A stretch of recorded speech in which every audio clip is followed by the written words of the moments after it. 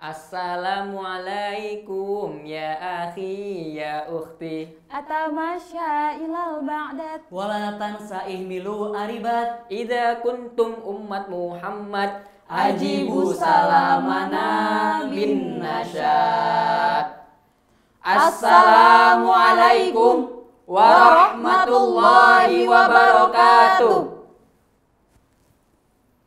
Alhamdulillah alladzi arsala rasulahu bil huda wa dinil haqq liyuzhirahu 'alad dini kullih walau karihal musyrikun.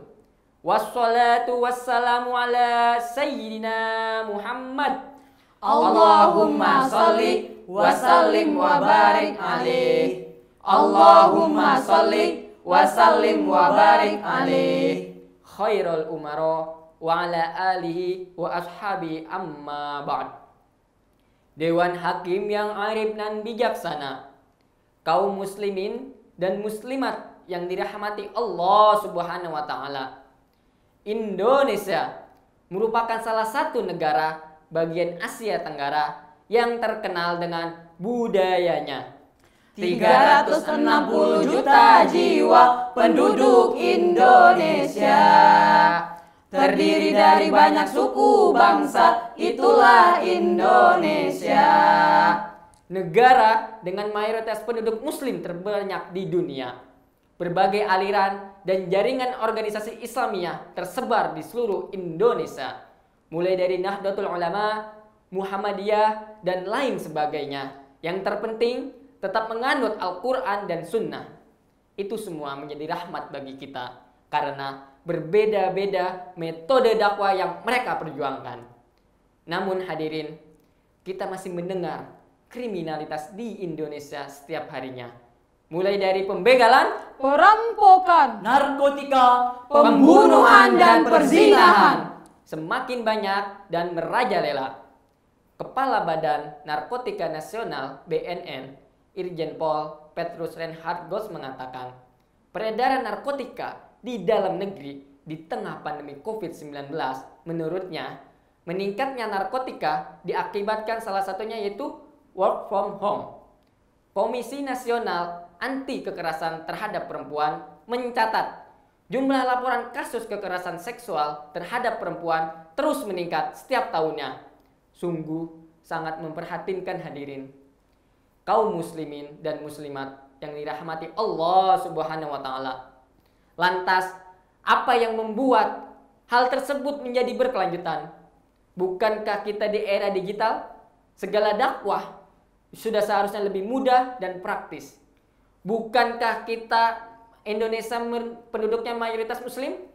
Yang seharusnya sudah mengetahui kewajiban berdakwah. Bukankah Indonesia memiliki ratusan, bahkan ribuan penceramah? bukankah negeri ini memiliki generasi yang berpengaruh bagi negara?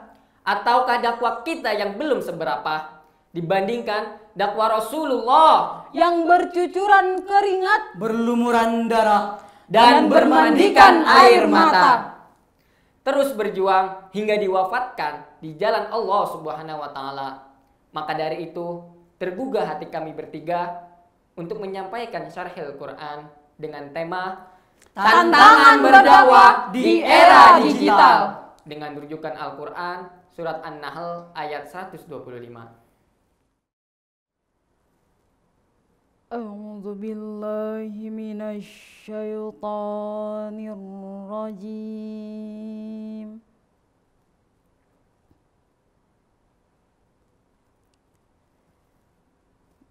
Bismillahirrahmanirrahim.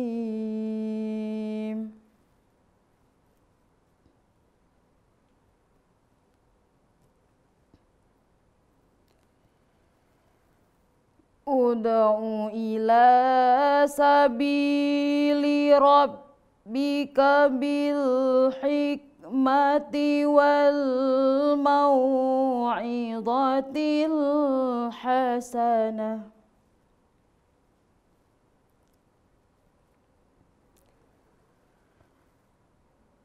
Wal mau'izatil hasanati wajadilhum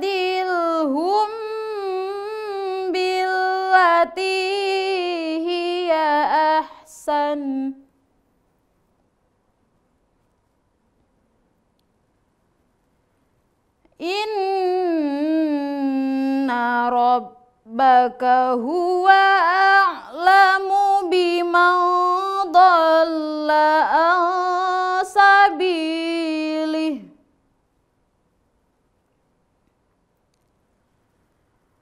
wa huwa a'lamu bil muhtadin. Sadaqallahul azim.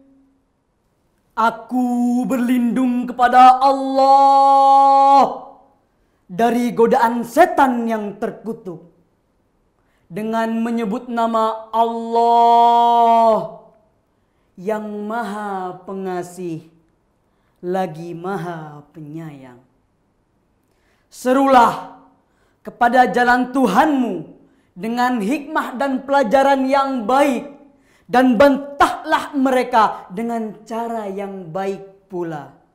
Sesungguhnya Tuhanmu, dialah yang lebih mengetahui orang-orang yang tersesat dari jalannya, dan dialah yang lebih mengetahui orang-orang yang mendapatkan petunjuk. Maha benar Allah yang Maha Agung.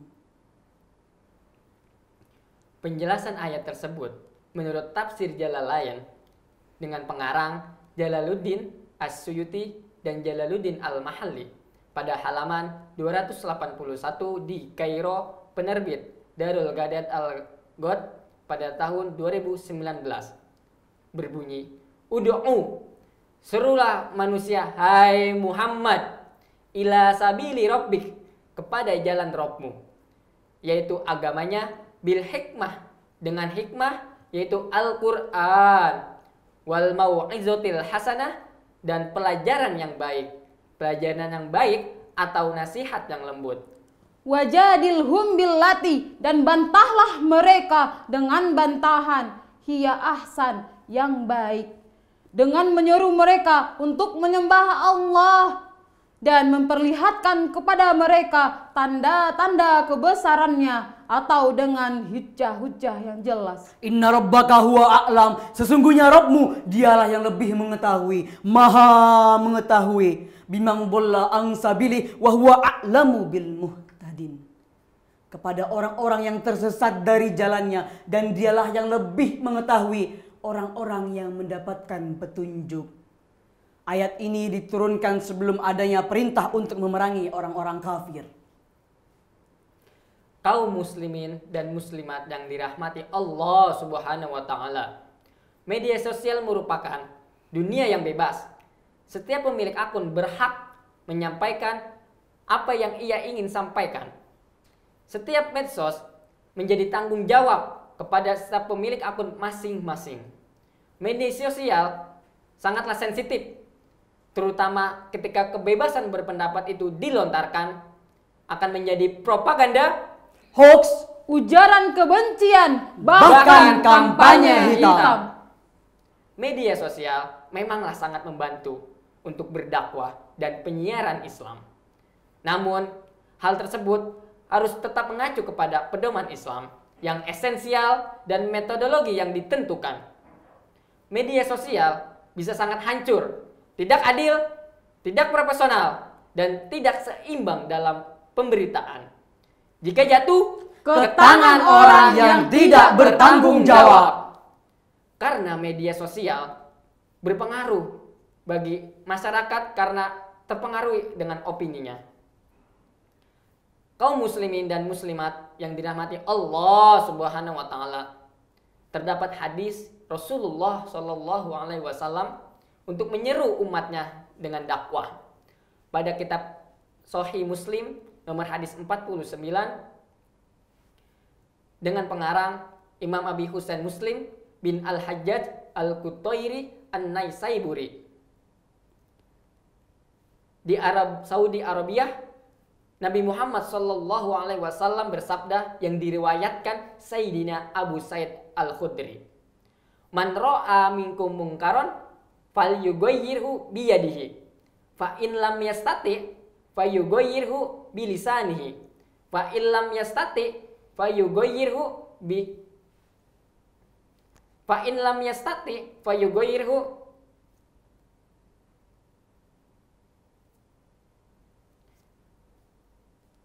Fa in lam yastati fayughayyirhu biqalbihi wa dzalika ad'aful iman. Artinya, jika di antara kalian melihat kemungkaran, maka hendaklah mengubah dengan tangannya. Apabila tidak bisa, dengan lisannya. Apabila tidak bisa, dengan hatinya. Dengan hati itulah selemah-lemahnya iman. Hadis tersebut menjelaskan bahwa kita diberi kebebasan untuk berdakwah sesuai kemampuan kita. Apabila kita memiliki kekuasaan, maka ubahlah dengan kekuasaan. Apabila kita tidak memiliki kekuasaan, ubahlah dengan lisan kita. Apabila kita tidak bisa mengubah dengan lisan kita, ubahlah dengan hatinya. Dengan hati itulah selemah-lemahnya iman. Kaum muslimin dan muslimat yang dirahmati Allah Subhanahu wa taala, dari uraian yang telah kami sampaikan, kami dapat mengambil kesimpulan bahwa sebagai kaum muslimin, berdakwah menjadi kewajiban baginya. Terdapat tantangan berupa kebebasan berpendapat yang menjadikan propaganda, hoax, ujaran kebencian, bahkan kampanye hitam. Namun hadirin, semangat kita jangan menyerah untuk berdakwah walaupun ada tantangan-tantangan tersebut. Marilah kita menggunakan kemudahan penyebaran informasi di era digital ini dengan cara melakukan amal jariah untuk menyeru dengan dakwah. Baik, sebelum saran kami akhiri, izinkan kami berpantun. Pergi ke pasar membeli buah, membeli apel untuk dimakan. Jika ada kata yang salah, Kami mohon dimaafkan. Marilah kita angkat tangan berdoa bersama. Rabbana atina fid dunya hasanah wa fil akhirati hasanah wa qina azabannar. Wallahul muwafiq ila aqwamit thoriq. Wassalamualaikum warahmatullahi wabarakatuh.